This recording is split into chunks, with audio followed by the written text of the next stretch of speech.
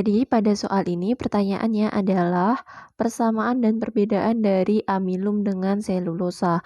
Nah, sebelumnya saya jelaskan terlebih dahulu.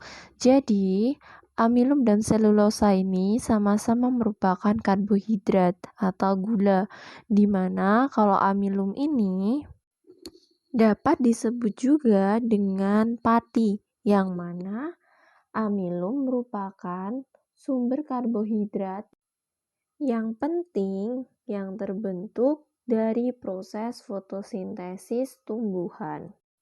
Nah, sedangkan selulosa merupakan polisakarida penyusun dinding sel pada tumbuhan. Nah, sedangkan berikut ini persamaan dan perbedaan dari amilum dan selulosa, di mana pertama persamaannya adalah yang pertama, amilum dan selulosa itu sama-sama termasuk dalam golongan karbohidrat atau dalam bahasa biologinya itu sakarida. Kemudian yang kedua, amilum dan selulosa itu sama-sama termasuk ke dalam polisakarida, di mana kalau polisakarida ini memiliki rumus yakni C5H10O5. C5H10O5 pangkat N. Nah, kemudian amilum dan selulosa itu termasuk golongan D-glukosa. Nah, selanjutnya saya jelaskan terkait perbedaan amilum dan selulosa.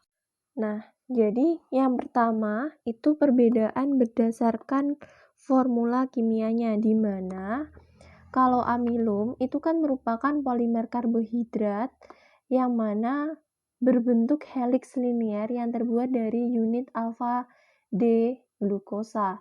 Sehingga di sini amilum ini dianggap sebagai polisakarida penyimpan. Sedangkan selulosa itu merupakan polisakarida organik yang terdiri dari rantai linier dan dianggap sebagai polisakarida struktural. Kemudian selanjutnya, jika berdasarkan ikatan glikosida, amilum itu memiliki struktur yakni alfa 14 ikatan glikosida. Nah, kemudian kalau selulosa itu memiliki struktur yakni beta 1,4 penghubung unit D-glukosa. Nah, selanjutnya amilum itu dapat dicerna manusia karena manusia itu memiliki enzim amilase pada saliva atau pankreas, yang mana enzim ini digunakan untuk mencerna dari amilosa. Nah, sedangkan selulosa itu dijelaskan bahwasanya tidak dapat dicerna oleh manusia karena saluran usus manusia itu tidak menghasilkan enzim untuk membelah ikatan dari glikosidik beta 14. Namun, mikroorganisme di usus besar dapat memecah selulosa dan menghasilkan asam dan gas organik. Nah, selanjutnya yang terakhir itu kalau dilihat dari pengertian dari amilum dan glukosa ini adalah amilum itu kan merupakan pati yang mana amilum itu berfungsi sebagai senyawa penyimpan energi pada tumbuhan, sedangkan selulosa itu merupakan karbohidrat struktural yang mana berpartisipasi dalam pembentukan dinding sel tumbuhan pada tanaman.